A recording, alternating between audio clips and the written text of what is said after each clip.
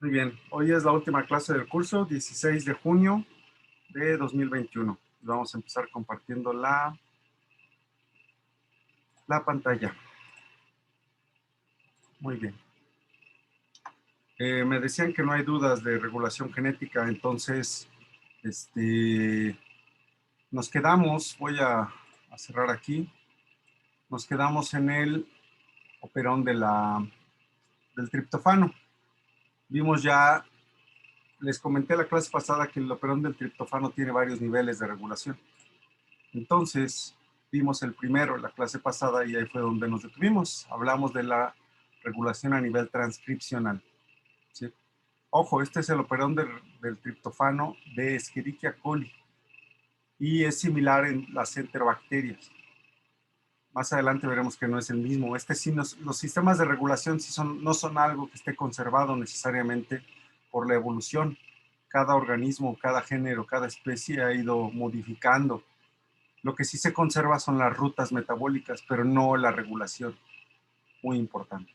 Bueno, primer nivel transcripcional, la regulación. Ya vimos que el triptófano es una molécula correpresora y que el TRP es un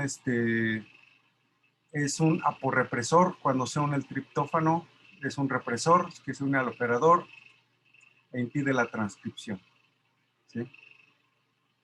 Muy bien. Vamos al siguiente nivel de regulación, que es el nivel post-traduccional. Aquí me faltó la L. Y a este nivel de regulación post-transcripcional se le llama atenuación. Y vamos a ver por qué. Este nivel de regulación se llama post-transcripcional porque ocurre después de que ya inició la transcripción. Por eso es post-transcripcional. Primera cosa. Segunda cosa, recordemos que dentro de la estructura del operón están los genes estructurales y los genes regulatorios. Uno de los genes regulatorios es TRPR, ya no me regreso. Está el promotor, el operador, que no son genes, son loci. Y este péptido, este minigen que les dije la otra vez, TRPL, se los remarqué la clase pasada. TRPL tiene su sitio de unión al ribosoma, tiene su codón de inicio y es un péptido que puede ir de 10 a 13 aminoácidos. Y lo más interesante es que contiene de 2 a 3 codones que codifican para el triptófano. Esto es muy importante. ¿Por qué?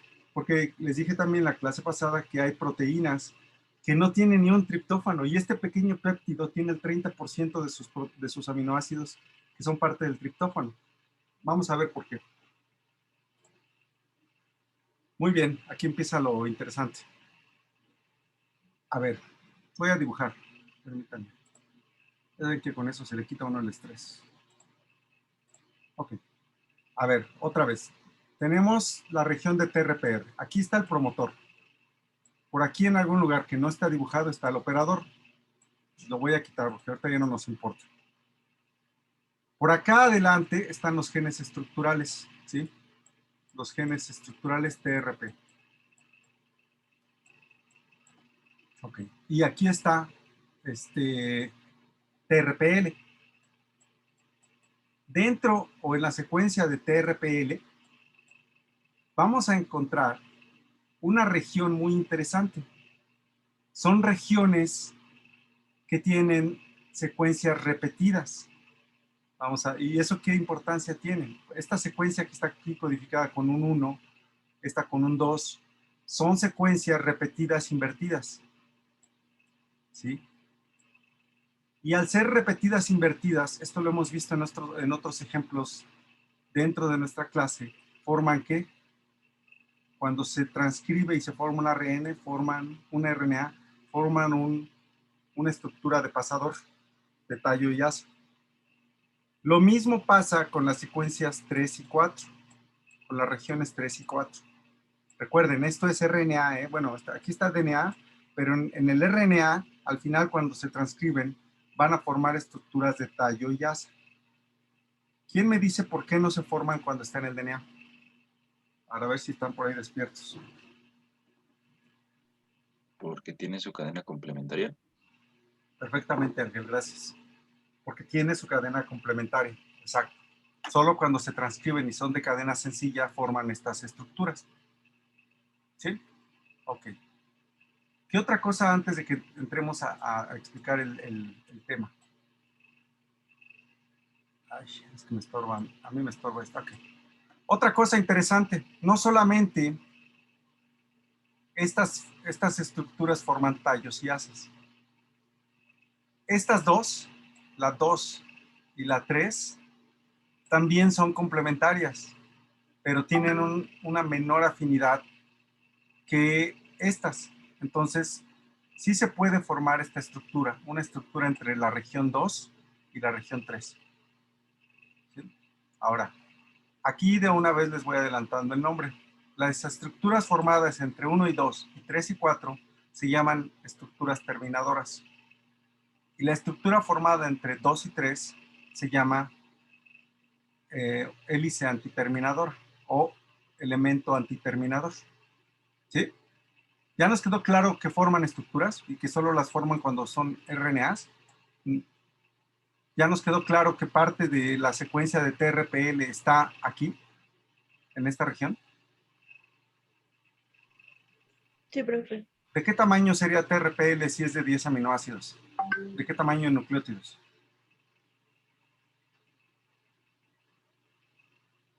¿De 30?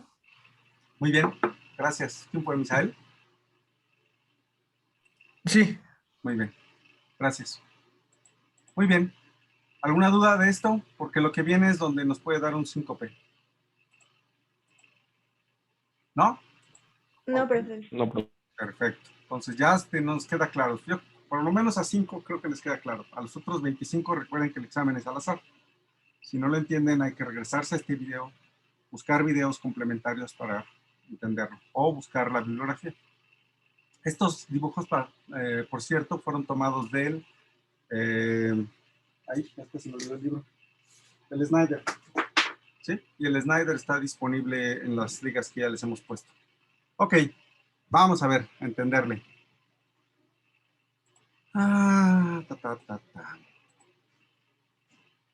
Ok. ¿Qué pasa cuando hay triptófano y ya inició la transcripción? A ver, ¿qué pasa cuando hay triptófano y ya inició la transcripción? Recordemos que, la ruta metabólica para la síntesis de triptófano es energéticamente muy costosa. Entonces, si ya el sistema, la bacteria, detecta la presencia de triptófano, entonces, aunque ya haya iniciado la transcripción, la detiene. ¿Cómo la va a detener? Ah, vamos a ver. Esto que está aquí es RNA, esto que se ve aquí, ¿sí? Y esto que se ve aquí en doble cadena es DNA. Aquí está el minigen TRPL. Entonces, este RNA que ya se transcribió es reconocido por un ribosoma porque tiene su sitio de unión al ribosoma, como lo dijimos. Entonces, el ribosoma empieza a hacer su trabajo, que es hacer ¿qué? Pues traducir. Entonces, cuando la RNA polimerasa sigue haciendo su trabajo también, está transcribiendo y en ese momento también el ribosoma se une al ribosoma. Sin embargo, cuando la RNA polimerasa transcribe las regiones 1 y 2, se forman una estructura de tallo y asa. Y esta estructura de tallo y asa, recordemos que hace que la RNA polimerasa se pause, se detenga un poquito. ¿Sí?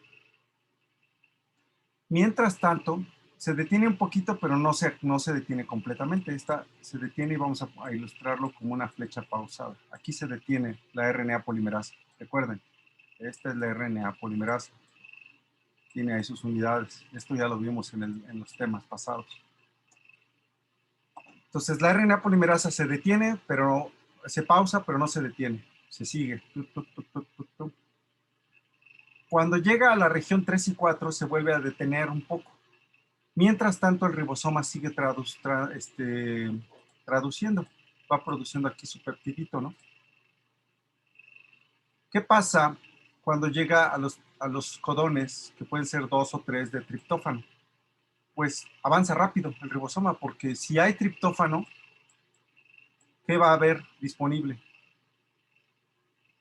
¿Qué es esto? Estoy dibujando todo horroroso. Sí. ¿Qué es? Se puede mandar a hacer una playera con esto, o un llavero o algo. Esta es la cruz de la verdad. ¿Qué es? ¿Qué es, jóvenes? ¿Le pregunto a alguien? ¿Eh? tRNA. Pero si tiene este, ¿cómo se llama, Alexa? No me acuerdo. Daniela, Aminosil tRNA. Karina, ¿verdad? Es sin Sí. triptofanil, porque es triptófano. Ah, sí, perdón. Triptofanil tRNA. Entonces, a ver, me voy a regresar. Si hay triptófano en el medio y dentro de la bacteria, por tanto, este triptófano se va a adicionar a los tRNAs correspondientes y va a formar triptofanil tRNA, el cual va a ser usado ¿para qué? Pues para traducir. Entonces, este ribosoma, si hay disponibilidad de triptofanil tRNA, va a avanzar rápidamente y va a seguir traduciendo a TRPL. Recuerden que esto es TRPL. Todavía no llegamos a los genes estructurales. Cuando hace eso, el ribosoma plancha. Vean aquí aquí se formó una estructura entre 1 y 2. El ribosoma plancha la región 1 y la región 2 rápidamente. Cuando eso pasa, se forma la estructura entre 3 y 4, la estructura de tallo y asa entre 3 y 4. Y esta estructura de tallo y asa que está aquí hace que la RNA polimerasa se detenga. Se detenga completamente. Y no solo se detiene, sino que se desacopla y termina la transcripción. Este es el proceso de terminación. Aquí termina la transcripción precipitadamente porque se alcanzó a formar un terminador independiente de factor. Este es un factor, un terminador independiente de factor. Y ya no les tengo que recordar eso porque lo vimos en el primer parcial. Recuerden que nuestro curso es acumulativo. Si no recuerdan todo esto, tienen que regresar a estudiarlo porque todavía viene en nuestro último examen. ¿Queda claro? ¿Por qué se acaba la transcripción cuando hay triptófano presente? ¿Cómo es la estructura y por qué el ribosoma avanza tan rápidamente? Plancha la estructura 1 y 2, permite que se forme la estructura entre 3 y 4 y este es un terminador. Aquí dice terminador. Y como es un terminador, la RNA polimerasa se desacopla y termina la transcripción. ¿Dudas? No, profesor. ¿No? No, profe. Ah, qué barbaridad. O soy muy buen profesor o ustedes están muy despiertos hoy. Bueno, vamos a ver si es cierto. ¿Qué pasa cuando no hay triptófano? ¿Cómo va a impedirse que esto termine la transcripción? Vamos a ver. ¿Qué pasa en ausencia de triptófano? Bueno, pues en ausencia de triptófano esta parte ya la tenemos entendida. La transcripción inicia, ¿sí? En primera porque acá TRPR ni siquiera se puede unir, pero la transcripción inicia. Se forma la estructura entre 1 y 2, hace que esto se pause. Esta es la señal de pausa, ¿no? Y el ribosoma empieza otra vez a traducir. Pero recordemos que no hay triptófano. Entonces, ¿qué pasa con esas cosas que están como trebolito? No tiene triptófano y no hay triptofanil tRNA. No hay. Entonces, el ribosoma se queda pausado. Hay una pausa, no solo una pausa, se detiene. ¿Por qué? Porque estos no pueden entrar aquí. No hay manera de que el ribosoma pueda integrar a un triptofanil RNA que no existe y el ribosoma se pausa, se detiene ahí. Y como se detiene, entonces no, la única estructura que logra planchar es la 1, no la 2. Y con eso, con esta pausa que se genera aquí, se permite que entre 2 y 3 formen la estructura antiterminadora. ¿Cuál no se formó? La 3 y 4, porque 4 ya se planchó aquí y aquí sigue la transcripción. Entonces, ¿quién es el sensor aquí del indicativo de que hay o no hay triptófano en la bacteria, en la célula? ¿Quién? ¿Podría ser el ribosoma? Parte del ribosoma es parte de del sistema de detección de triptófano en este caso. ¿Quién más? ¿Y el triptofenil tRNA o no sé cómo se llama? Triptofenil, Ángel. ¿Cómo triptofenil? ¿Qué no les enseñaron en bioquímica a pronunciar esto? No me acuerdo. Triptofanil tRNA. ¿Sí? Muy bien, pero sí es cierto, el triptofanil. ¿Sí? ¿Dudas? ¿Cuándo se produce el Perdón, perdón. adelante, Misael. Adelante, perdona. Adelante. Sí. ¿Cuándo se produce entonces el péptido líder? El péptido señal, así es que lo he leído en algún lado y así lo había escuchado antes también y me queda algo de duda. ¿Cuándo? A ver, déjame ver si me pueden explicar otra vez. Me voy a regresar hasta esta, ¿sí? ¿Por qué? Porque aquí están ilustrados todos los elementos genéticos del operón del triptófano. Ok. Déjenme agarrar un color, uno politécnico. Aquí está el promotor, ¿cierto, Misael?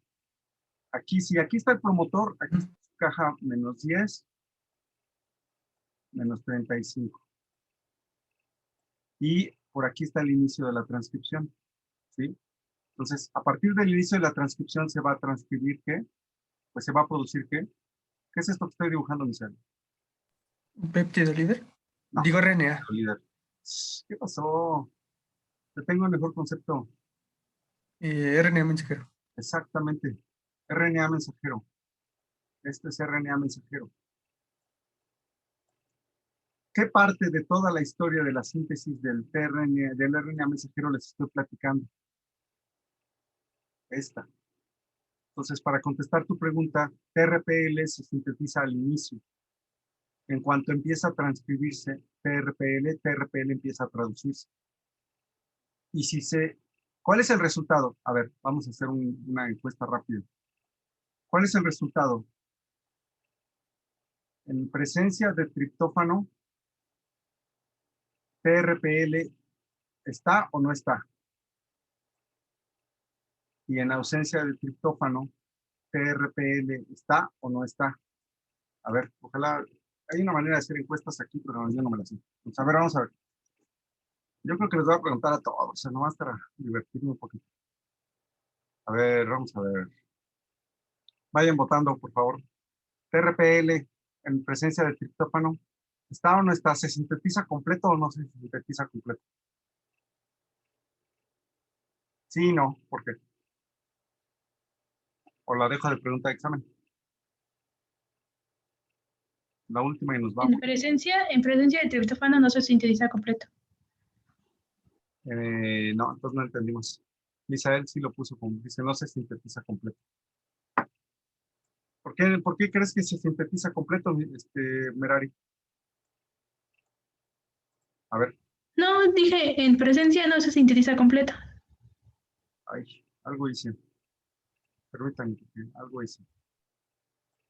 Voy a volver a compartir. Ya, algo hice, algo apreté. ¿Dijiste no se sintetiza completo? Sí. Ah, ok, entonces está bien. ¿Todos los demás lo entienden o no? Sí. ¿Sí? Entonces, en la ausencia de triptófano, ¿hay TRPL o no hay TRPL, la proteína? El péptido, ¿qué es un péptido? Sí. No, tú misma me dices que sí. ¿Qué pasó? ¿No que lo habíamos entendido? Dije, a ver, otra vez.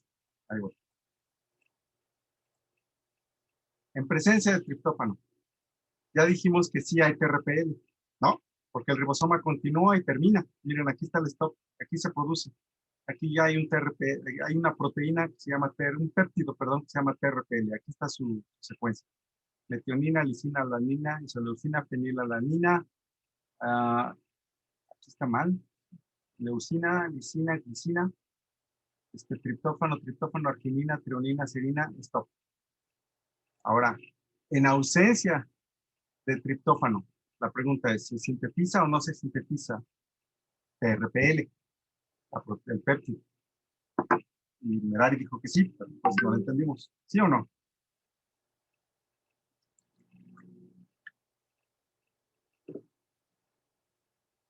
¿Están ahí? No, porque no hay triptofanil. Exactamente. Se TRPL. detiene. Exacto. Se detiene, entonces el péptido nunca se termina de sintetizar. Aquí se detiene el ribosoma. Se detiene y no termina, porque el stop, el codón de paro está por acá adelante. A ver, por aquí debe de andar adelante. ¿Sí? UGA, aquí está. Aquí está el codón de paro. ¿Sí? Entonces nunca se queda detenido ahí. ¿Sí?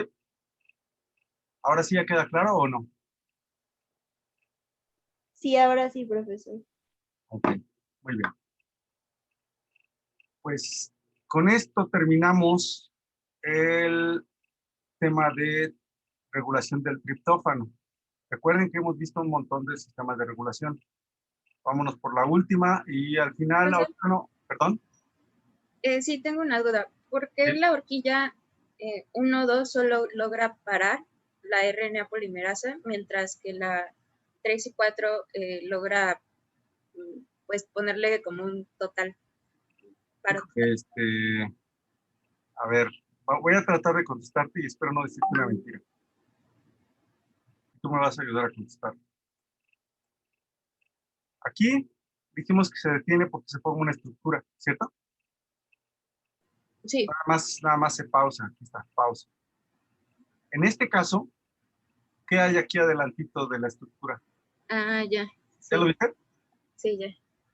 ¿Qué característica, a qué pertenece esta característica de, además de tener una región rica en GCs, tienes una región rica en GUs? ¿Qué es? Es como la terminación ¿cómo era? Independiente del factor. Exacto. Y aquí no la hay, aquí no hay uso. Aquí todavía no llega a ser uso. ¿Sí? ¿A poco Sí, no es un sistema bien fregón? Todo este sistema lo describió, creo que no, ya murió el doctor. Pero yo conocí personas que conocieron al doctor Janowski.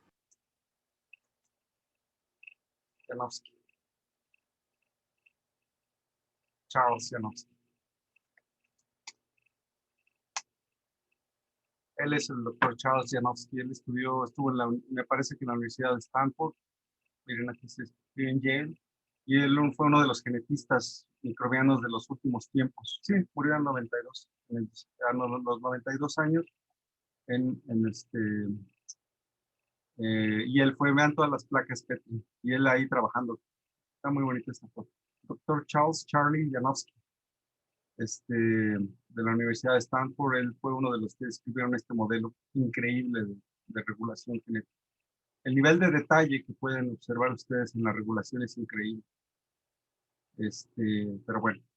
Ya, les iba yo a decir que, permítanme.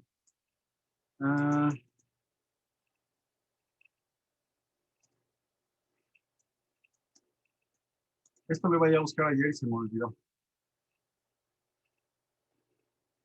En Bacillus subtilis, la regulación se da de una forma diferente. No se da igual. Se da por una proteína. Se los estoy sacando ahorita.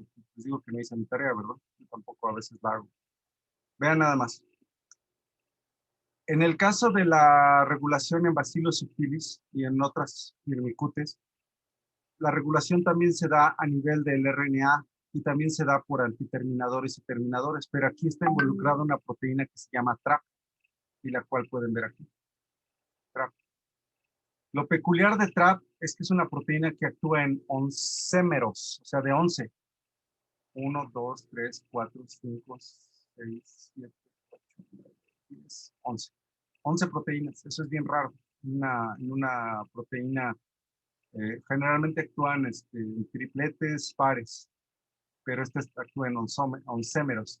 Entonces, la proteína TRAP es una proteína involucrada en la regulación de la antiterminación o de la terminación en bacilos sutiles, pero esto es nada más para que sepan y veamos que no toda la regulación es igual.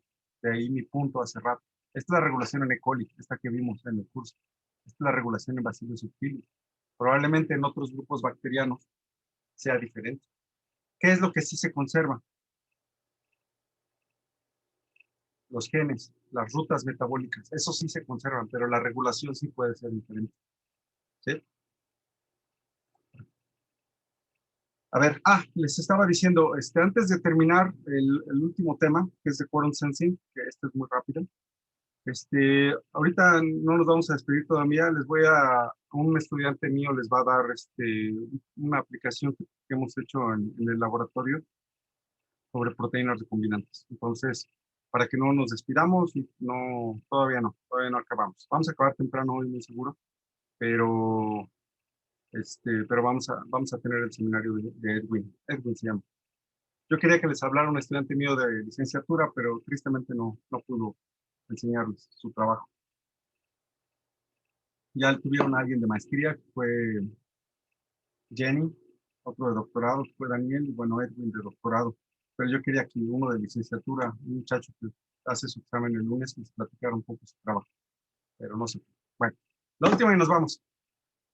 Quorum Sensing es el último sistema que vamos a revisar. No quiere decir que sean todos los que existen, ¿no? Hay muchos sistemas de regulación y eso es lo interesante de la regulación genética en cualquier organismo, bacterias, arqueas, eucariotas.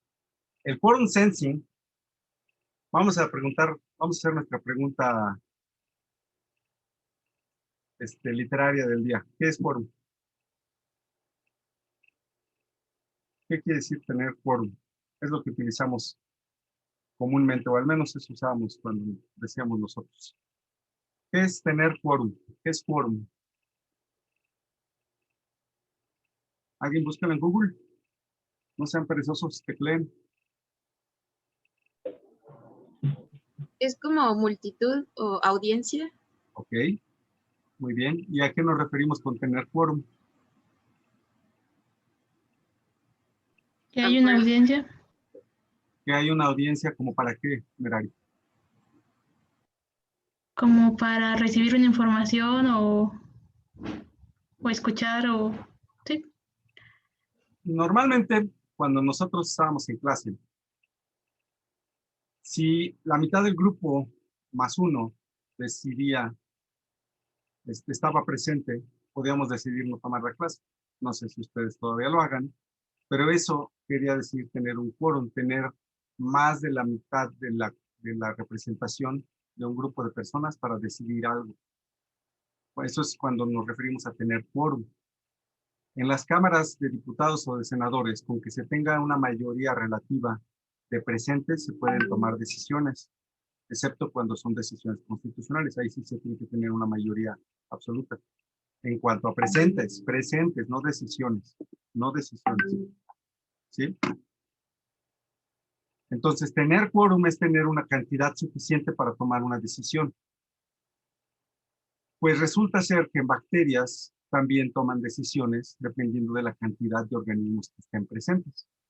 Y a esa decisión, entrecomillado, por favor, decisión entrecomillado, se le denomina detección tipo quórum, y en inglés, quorum sensing. De tal forma, el quorum sensing o QS es la regulación de expresión de genes en respuesta a las fluctuaciones de la densidad poblacional celular. Las bacterias que hacen que tienen sistemas quorum sensing producen y liberan señales químicas llamadas autoinductores que incrementan en función de la densidad celular. ¿Cómo funciona esta chiva? Si solo hay una densidad poblacional baja y se está produciendo un compuesto químico por la bacteria, esto lo produce la bacteria. Entonces, si hay poca densidad, habrá poco compuesto químico fuera, ¿sí? Poco inductor. Pero en cuanto la bacteria se multiplica y hay una mayor cantidad de bacterias, entonces el autoinductor aumenta también en concentración. Y cuando aumenta en concentración, las demás bacterias o toda la población lo puede detectar. Y ahorita vamos a ver cómo lo hace. ¿Cuáles son esos autoinductores? Bueno, son varios. En el caso de Staphylococcus, por ejemplo, y varias firmicutes, utilizan péptidos, ¿sí? Aquí tenemos la anotación de los péptidos con una sola letra: tirosina, serina, treonina, cisteína, aspartico, fenilalanina, isoleucina, metionina, cisteína, serina. De hecho, es un péptido cíclico, ¿sí? Aquí hay otro. Hay 3 distintos grupos de autoinductores de tipo peptídico. No me interesa que se aprendan esto. Lo único que me interesa es que sepan que para algunas bacterias como Staphylococcus, el autoinductor es de origen proteico. Es un péptido. Por otro lado, para muchas bacterias, particularmente de las proteobacterias, o a las llamadas gram negativas, su autoinductor es este, ¿sí? Es una molécula mucho más pequeña. Y es derivado de la cisteína, de la serina. Es homoserin lactona, HSL. Ahorita les voy a enseñar más de eso. ¿Dudas de esta parte? ¿No? No, profe. Ah, qué barbaridad. Bueno. Déjenme ver. Ok. Entonces, otra vez, estos autoinductores de cualquier tipo, ya sea peptídico o moléculas, son producidas en el interior de la célula y son producidas como una molécula preinductora. Cuando salen, se convierten en inductoras, ¿sí? En autoinductoras, AIS, moléculas autoinductoras. Y otra vez, más bacterias, más producción de autoinductor. Cuando logran alcanzarse un umbral en la concentración de este autoinductor, el autoinductor empieza a regresar y es detectado por proteínas en la superficie. ¿Cómo ocurre esto? Vamos a ver en el siguiente dibujo. Aquí está. Este es un ejemplo de 2 sistemas de autoinductores. Uno de ellos es el de Salmonella. Permítanme. Alguien se salió y tiene que entrar. Erika. Ok. Este sistema que está del lado izquierdo es el de Salmonella y el del lado derecho es el de Vibrio. De los primeros donde se descubrió el sistema de quorum sensing fue en Vibrio fischeri. A los que les interese, hay unas historias padrísimas sobre Vibrio fischeri. Lo descubrieron en un calamar. Vuelvo a lo mismo. ¿Para qué fregados va a estudiar un calamar? ¿A quién le importa un calamar que además ni se come? Pues resulta que esos calamares pequeñitos tienen una población dentro de este calamar de vibrios de la especie fischeri. Y esos vibrios fischeri producen luz, son luminiscentes. Y en su conjunto le dan luminiscencia al vibrio. Y estos vibrios producen la luz cuando llegan a una densidad poblacional determinada. ¿Cuándo produce luz Vibrio fischeri dentro de ese calamar?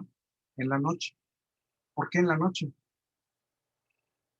Porque al producir luz, el calamar borra su sombra del fondo marino y no puede ser detectado por depredadores. Entonces, eso es una cuestión evolutiva tan interesante que viene desde la bacteria y deriva en un organismo como el calamar. Y hay una simbiosis, ¿sí? Un mutualismo. El vibrio obtiene beneficio dentro del calamar y el calamar obtiene beneficio al tener a este vibrio, porque los depredadores no se lo comen. Entonces, durante el día, el calamar expulsa los vibrios y disminuye la concentración. Pero durante el transcurso del día y hacia la noche, la cantidad de vibrios aumenta y entonces entra el quorum sensing, ¿sí? Entonces, es un sistema bien interesante. ¿Y para qué nos sirve? Van a decir, bueno, ¿y qué diablos, qué tiene que ver un calamar con todo esto? Ahorita lo vamos a ver. Bueno, ¿cómo funciona? Quedamos que el autoinductor, en este caso llamado AI2, se encuentra afuera, ¿sí? Y solo cuando llega a un determinado nivel de concentración alta, es detectado en la superficie del mismo vibrio que lo produció por una proteína que se llama LuxP. Cuando lo detecta, ahí me equivoqué, no lo vuelve a meter. Lo único que hace es, esta proteína se autofosforila, solo cuando detecta el autoinductor. Cuando se autofosforila, transmite el grupo fosfato a otras proteínas, que a su vez se lo transmiten a otras, hasta que llegan a un regulador transcripcional. De ahí viene todo esto de la regulación. Ese regulador transcripcional adquiere ese grupo fosfato y una vez que tiene el grupo fosfato se convierte en un regulador positivo para genes involucrados en la síntesis de la luciferasa. ¿Sí? Permítanme un momento, que alguien me está tocando la puerta. Voy a pausar.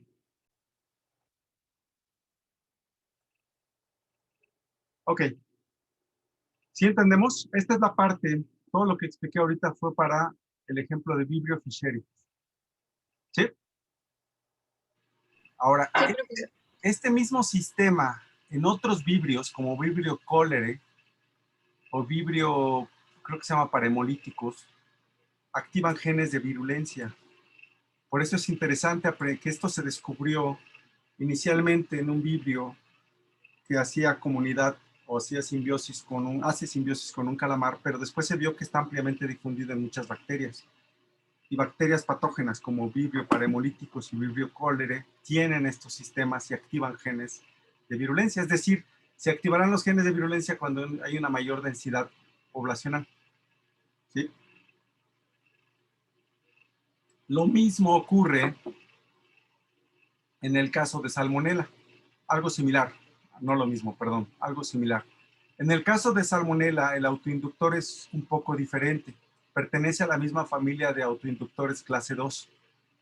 En este caso, es recibido por una proteína llamada LRSB, es transportada al interior y fosforilada por otras proteínas, y una vez fosforilada, es reconocida por otro gen, otra proteína reguladora que se llama LSRR, y esta activa a los genes también de virulencia. ¿Sí? ¿Sí? ¿Queda claro? Ahora, aquí nos falta algo. ¿Quién hace el autoinductor? Son genes que forman parte de rutas metabólicas que toman precursores como aminoácidos y los convierten en autoinductores. Y cuando los secretan afuera es que se ciclizan o tienen los cambios necesarios para ahora sí ser un autoinductor maduro. Y cuando alcancen su nivel de concentración alto, pues ejercerán todo lo que les estoy platicando. Entonces, los sistemas de autoinducción están ampliamente difundidos en las bacterias, patógenas y no patógenas, ojo, en muchas bacterias. Y sirven para detectar densidad poblacional. Otra vez, aquellos que creen que las bacterias son los organismos más sencillos, pues no, nos siguen enseñando todavía muchas cosas. ¿Alguna duda? Sí, estos autoinductores solamente son captados por bacterias del mismo género y especie que las produjo, o puede ser que otra bacteria las capte, dependiendo del tipo de señal.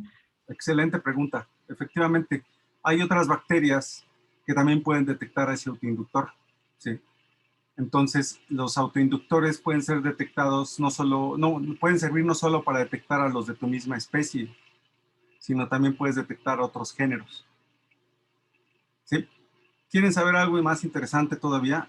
Algunas hormonas que nosotros producimos, algunos metabolitos, son detectados por las bacterias como autoinductores.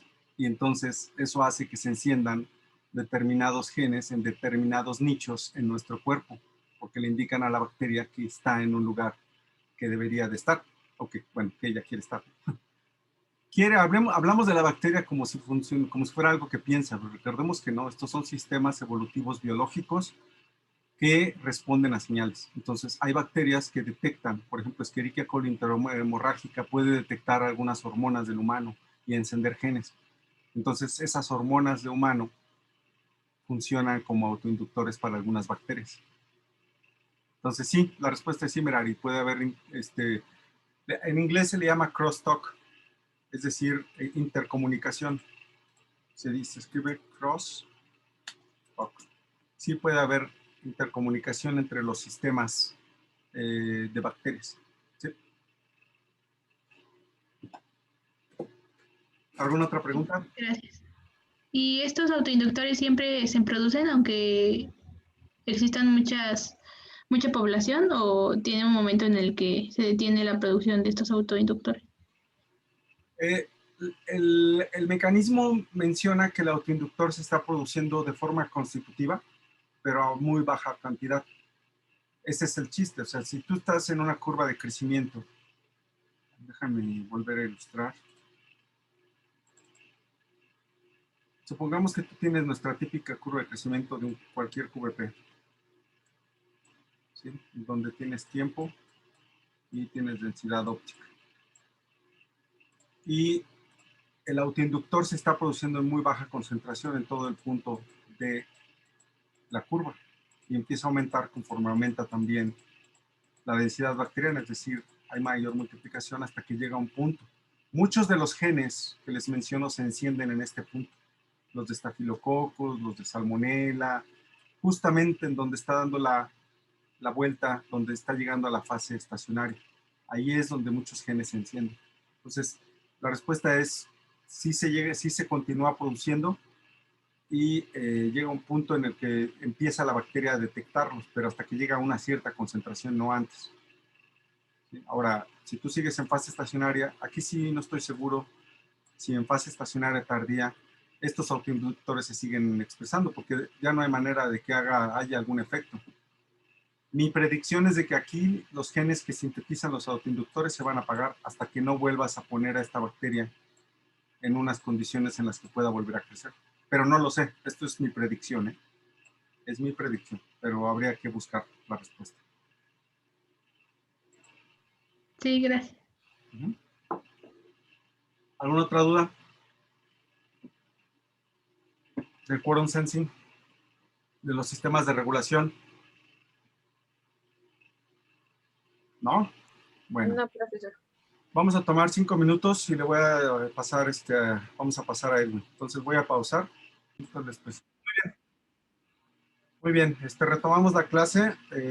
Como les dije hace un momento, para terminar el curso le pedí a Edwin Vázquez Guerrero, que es estudiante del posgrado de Ciencias Químico-Biológicas y está en mi laboratorio, que nos platique un poco de su proyecto que está realizando. ¿Por qué le pido esto a Edwin? Porque tiene que ver con la última parte del curso, con proteínas recombinantes, DNA recombinante, y lo más interesante es su aplicación, en este caso en el diagnóstico. Entonces, no sé si Edwin va a prender su cámara o no. ¿Quieres prenderla, Edwin, o no? De menos para que te vean una vez. ¿Dónde andas? Ándale, ahí está. Muy bien. Ay, tiene un fondo que parece como si fuera un laboratorio super cool. Ese no es nuestro laboratorio, ¿eh? No se confunda. Entonces, muy bien. Edwin, rápidamente, miren, Edwin, él estudió la carrera de medicina y hizo 2 subespecialidades, pediatría e infectología. Ya me corregirá si no. Y después, hace unos años, llegó al laboratorio para empezar una maestría. Como entenderán, es alguien muy curioso, que no se conformó solo con ya tener una licenciatura, especialidad y subespecialidad, sino que terminó también la maestría y ahorita está en el trabajo del doctorado. En unos 3 años más será doble doctor, esperemos, todos, porque será doctor en medicina y doctor en ciencias. Entonces, pues ha estado trabajando conmigo y le sufrió mucho al principio, pero ahora es el experto en muchas cosas que les va a platicar aquí en el laboratorio. ¿Vale? Muy bien, gracias Edwin, adelante. Buenos días a todos, soy Edwin Vázquez Guerrero y les voy a presentar esta pequeña plática sobre el uso de las proteínas recombinantes GLP-Q y DIP-A para el diagnóstico de la fiebre recurrente transmitida por garrapatas. Esta enfermedad es la fiebre recurrente transmitida por garrapatas y piojos. Es una enfermedad que se caracteriza por episodios recurrentes de fiebre y síntomas inespecíficos como artralgias, mialgias, dolor de cabeza, vómito, diarrea. Y es una gran simuladora y es causada por especies de Borrelia. Estas especies de Borrelia, que son diferentes al complejo Burgdorferi, son transmitidas por un vector, principalmente las garrapatas blandas, que son de la familia Argácide, del género Ornithodoros. Y bueno, hay diferentes especies. Cada especie es transmitida específicamente por un tipo de especie de Ornithodoros. Al lado derecho se observa una fotografía de un frotis de sangre periférica de ratón previamente infectado con una cepa de Borrelia turicate y observamos pues aquí los clásicos eritrocitos, linfocitos, leucocitos y vemos aquí las formas de las espiroquetas. Esta es Borrelia turicate cepa 91E135. Observamos. Uno de los agentes infecciosos de Borrelia que causa fiebre recurrente es la Borrelia turicate. Observamos aquí una microfotografía de esta espiroqueta en glándulas salivales de garrapatas Ornithodoros turicata. Pertenece al orden de los espiroquetales y tiene estas características: una gram negativa, móvil, ondulada, helicoidal, tiene todas estas formas características. Y entonces un grupo de investigación en Estados Unidos, en la búsqueda de desarrollar una prueba serológica sensible, específica y rápida para hacer el diagnóstico, apoyar el diagnóstico de fiebre recurrente transmitida por garrapatas y piojos, identificaron unas proteínas, un GLPQ que se encuentra en el espacio periplasmático y BIPA que se encuentra en la membrana externa. Encontraron que estas proteínas eran altamente inmunogénicas, que no se encontraban en otras espiroquetas y que era posible utilizarlas para para apoyar el diagnóstico diferencial entre otras espiroquetas, principalmente Borrelia burgdorferi, que saben es la causante, y otras dentro de este complejo burgdorferi, que son las causantes de la enfermedad de Lyme. Entonces, ellos, al identificar estos genes, se hace la secuenciación, los identifican, hacen una síntesis química de estos genes y utilizan este vector de expresión. Utilizan este vector P19B, que tiene una de las características, este cassette de resistencia, que codifica, tiene el gen BLA, que codifica para una beta-lactamasa, principalmente una penicilinasa, LAC-I, y además confiere a la proteína fusión una capucha con 10 moléculas de histidina en su extremo amino terminal. Entonces tenemos aquí el vector P19B, que confiere, da para tener una proteína recombinante, una proteína fusión con 10 moléculas de histidina en su extremo amino terminal. Observamos aquí el gen. Y en esta notación nucleotídica observamos aquí que tenemos la etiqueta de histidina, que son 10 moléculas, que es río abajo de donde está el operador de LAC. Entonces, con ese vector de expresión se transformó a E. coli BL21, se plaqueó en agar LB con marcador de resistencia, bueno, con ampicilina, y para obtener nuestras transformantes. Una vez que se identifican las transformantes, se cultiva en LB caldo para obtener un cultivo reciente y posteriormente hacer el inóculo en un matraz, igual con marcador de ampicilina. Y una vez que se tiene una densidad óptica de 0.4, 0.5, se realiza la inducción para la sobreexpresión de la proteína, en este caso GLP-Q, con IPTG. 6 a 8 horas de inducción. Se cosechan las células y se sonican para romper toda la estructura celular. Teniendo ya todo el lisado bacteriano, se corre un gel de poliacrilamida para ver, para comprobar si está inducida la proteína recombinante que se espera. En este gel de poliacrilamida, el 12%, tenemos aquí el marcador de peso. En el carril 2, albúmina solamente para ver que no se degradara.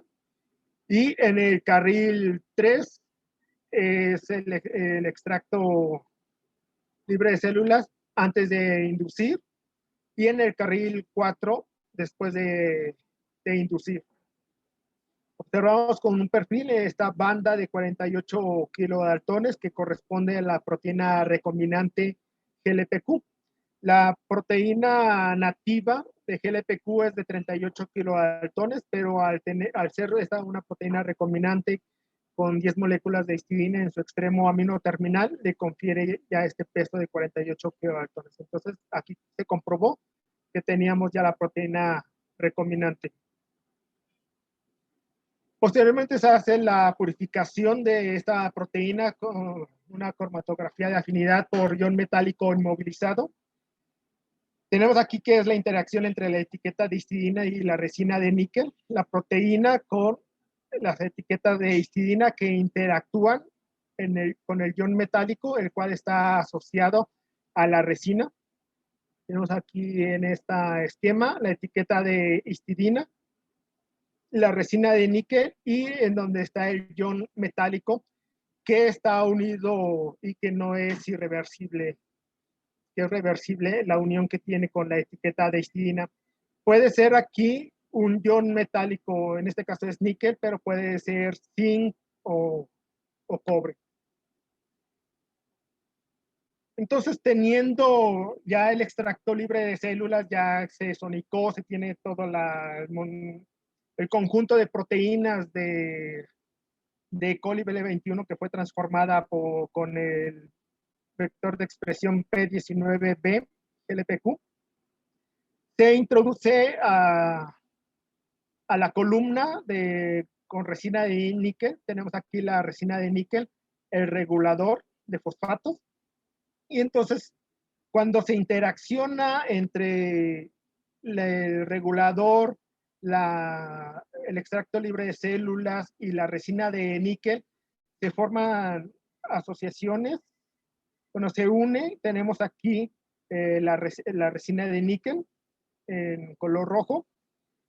En amarillo tenemos la etiqueta, la proteína y la etiqueta de histidina, es la ejemplificación, que está unida. Entonces tenemos nuestro extracto libre de células que está mezclada con nuestro regulador de fosfatos y el cual contiene una concentración de imidazol baja, menor de 20 milimoles. Se deja interactuar con la resina de níquel para que se establezcan bien todas estas uniones y posteriormente se realizan lavados, pero con este regulador de fosfatos, pero ya con una concentración de imidazol que va de 20 a 50 milimolar. Ya que se realiza estos lavados con regulador, las proteínas que no contienen esta etiqueta de histidinas se van a desechar, mientras que conservamos la proteína fusión unida a la resina de níquel. Posteriormente, se realiza la elución utilizando el regulador de fosfatos, pero ya con una concentración de imidazol de 100 a 250 milimolar, teniendo en cuenta que la estructura química es similar a la histidina, pero el níquel tiene mayor afinidad por el imidazol, de tal forma que cuando incrementamos la concentración de imidazol en el regulador, el imidazol se une a la resina de níquel, haciendo que la proteína fusión con la etiqueta de histidinas se suelte de esta unión que tiene con el níquel y por lo tanto recolectando la proteína. Posteriormente de la recolección se comprueba que se tiene la purificación de la proteína, tenemos el marcador de peso, el extracto antes de la inducción, después de la inducción, y del carril 4 al carril 10 tenemos las elusiones, de la elusión 1 a la elusión 7, observando que es en la elusión 2 en donde se tiene la mayor cantidad de proteína y posteriormente se hace la cuantificación de la proteína recombinante. Posteriormente, con la proteína ya purificada y conociendo la concentración de esta proteína, se realiza nuevamente un gel de poliacrilamida, se hace una electrotransferencia a una membrana, la cual posteriormente se hace el bloqueo de la membrana para bloquear los sitios inespecíficos. Y teniendo solamente la proteína recombinante que tiene su epítopo y se hace la incubación con el anticuerpo primario, en este caso sueros de pacientes que muy probablemente han estado en contacto y que han desarrollado anticuerpos contra esta proteína y por lo tanto nos indica que ha estado enfermo por estas especies de Borrelia.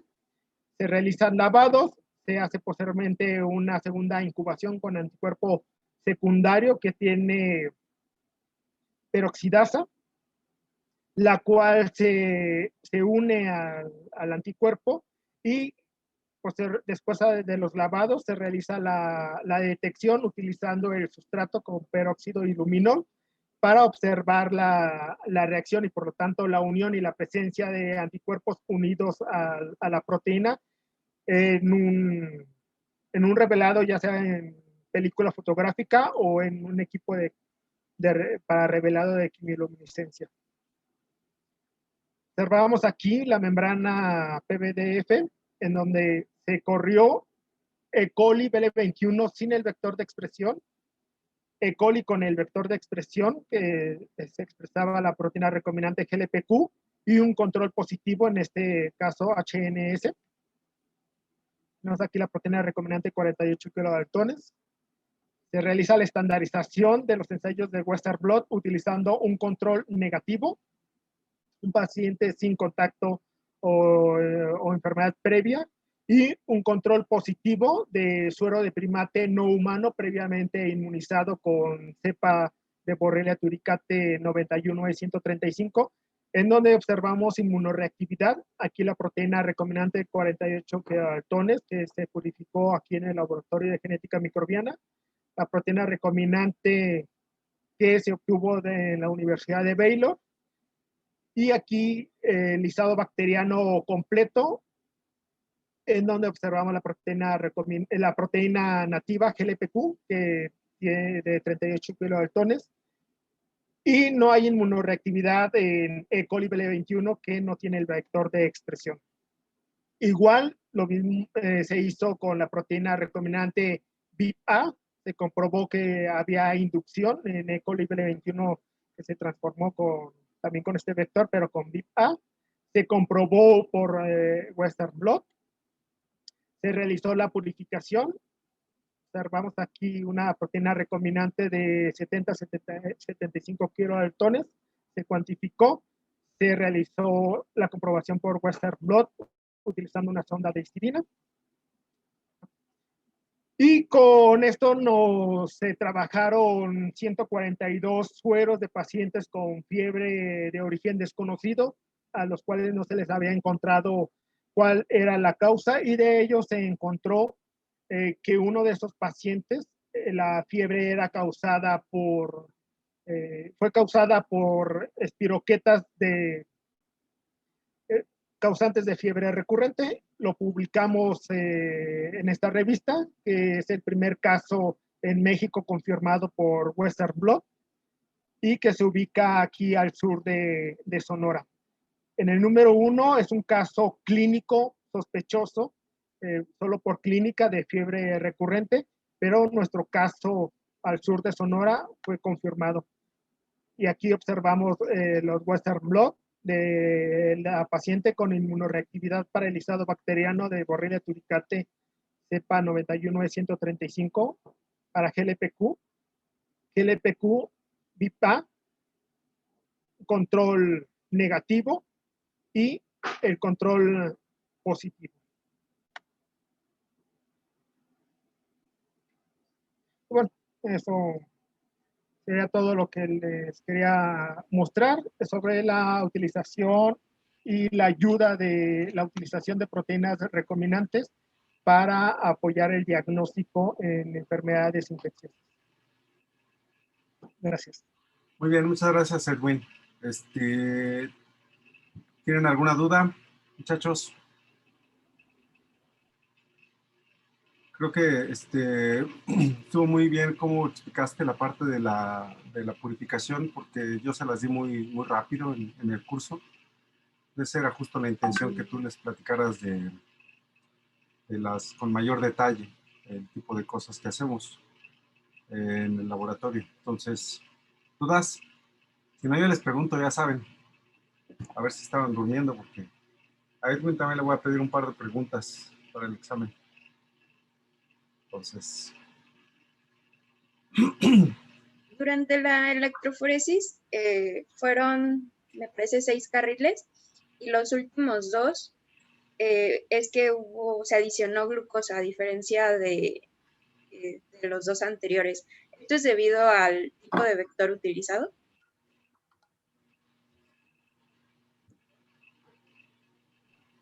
Era para ver en qué condiciones era mejor, se obtenía mejor eficiencia en la sobreexpresión de esta proteína recombinante. Entonces se probó con medio de cultivo sin glucosa y con glucosa. También otra cosa que me faltó comentarles es que este gen fue sintetizado químicamente y fue optimizado para el uso preferencial de codones por parte de E. coli para poder tener una mejor eficiencia en la expresión y sobreexpresión de esta proteína recombinante, ya que esta GLPQ y VIPA corresponden a proteínas de Borrelia turicate. Ok, muchas gracias. Muy bien. Gracias, Damaris. ¿Alguien De más? la, Ajá, yo. adelante. de la muestra del paciente, ¿qué fue lo que se obtuvo? ¿Se obtuvo el suero o qué fue lo que procesaron de su sangre, me imagino? Suero de los pacientes.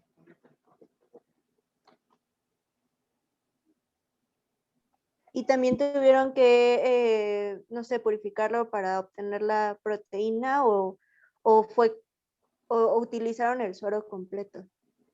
No, se utilizó el suero completo de los pacientes. Este fue un estudio retrospectivo.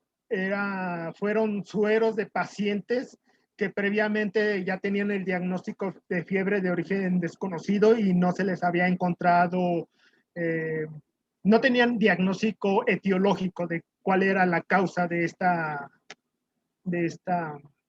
fiebre. En algunos sueros, en algunas muestras de pacientes, entre eso, pues, muestras sangre completa con anticoagulante DTA. Por ejemplo, en este paciente habían observado espiroquetas, pero todas las pruebas inmunológicas eran negativas. Entonces se utilizó suero de paciente y en el suero del paciente pues estaban presentes los anticuerpos que había generado la paciente frente a estas espiroquetas, en este caso Borrelia turicate.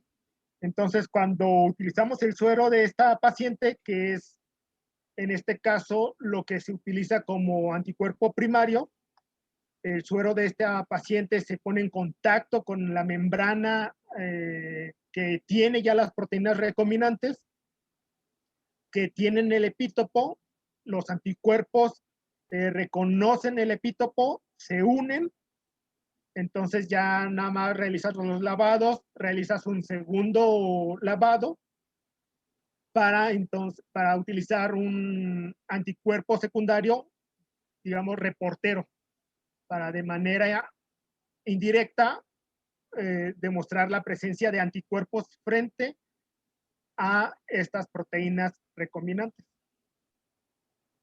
Ok. Y bueno, este proyecto tú lo hiciste para, bueno, poder aplicar esta prueba ya como tal en los hospitales, ¿no? Sí, es un trabajo conjunto con el doctor Job López de la Universidad de Baylor. El doctor Antonio Ibarra es mi director de tesis, el doctor Job López es mi codirector y estamos trabajando en conjunto, el grupo de la Universidad de Baylor y nosotros, con estas proteínas recombinantes para diagnosticar y demostrar casos de fiebre recurrente transmitida por garrapatas aquí en México. La fiebre recurrente transmitida por garrapatas es una enfermedad desatendida, olvidada aquí en México. Y entonces lo que buscamos es darle visibilidad y demostrar que sí hay presencia de esta enfermedad.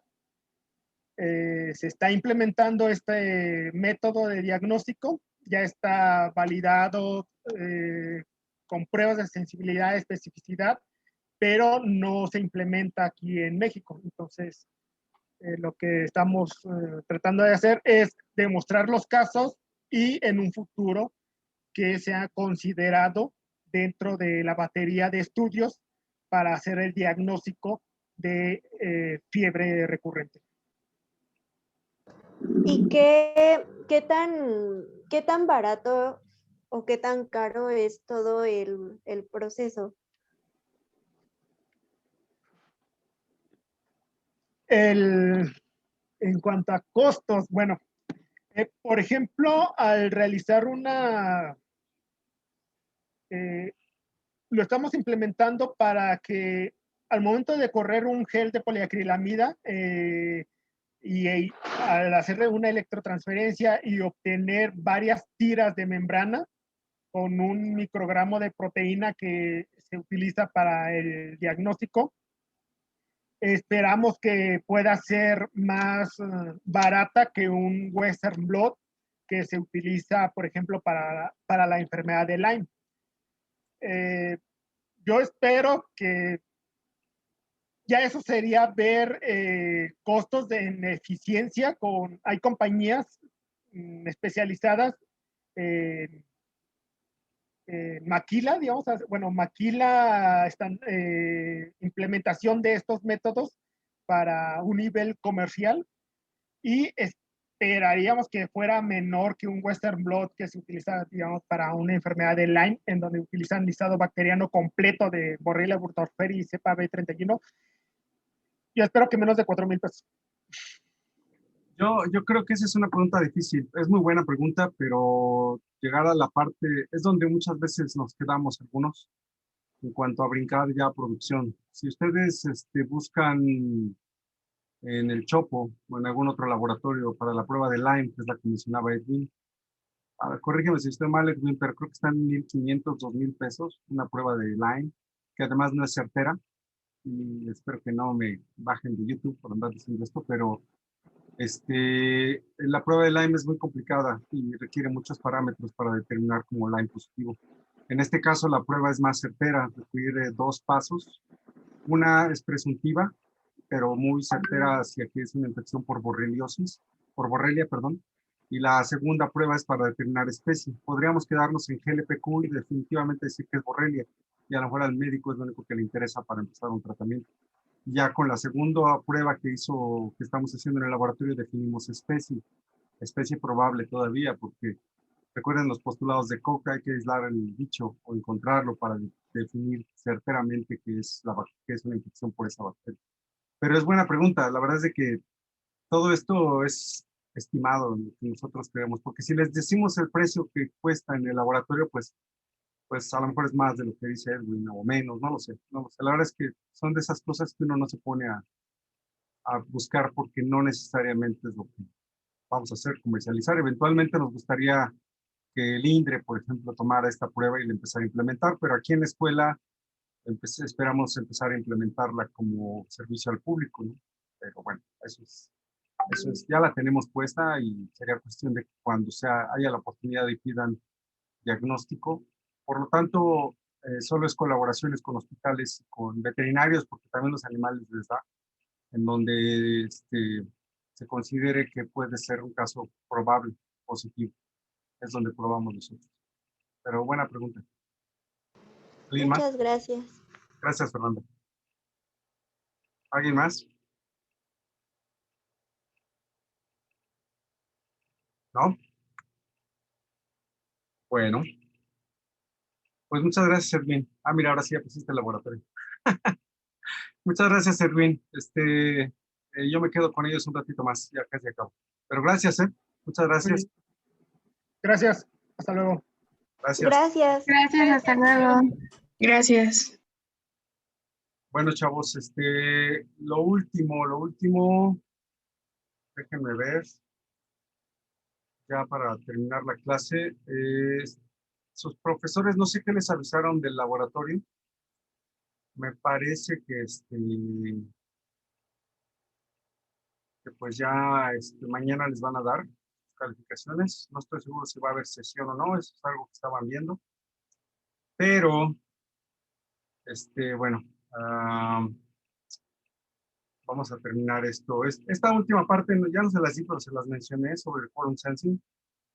Bueno, tenemos tres partes: la síntesis del autoinductor, el reconocimiento por la población per se, y cuáles son los eventos. Sí se los mencioné, virulencia, bioluminiscencia y otros comportamientos. Entonces, pues ya lo último que queda es agradecerles el haber estado en el curso, que les vaya muy bien en los próximos semestres. De todas maneras, nos estamos viendo el lunes para el examen. Vamos a pasar lista, como siempre ha sido, y vamos a ponerles sus voluntarías para que sientan. Para que el lunes vamos a hacer el pase de lista antes del examen, hacer el examen. Hay una encuesta que les pido que llenen para el curso, para mejoras del curso, ya se los había comentado. Creo que se las voy a hacer llegar un poquito antes del examen. Y pues listo. Creo que sería todo. Vamos a prender la cámara para tomar la última foto. Bueno, falta la del examen, no es la última. Déjenme pausar la grabación.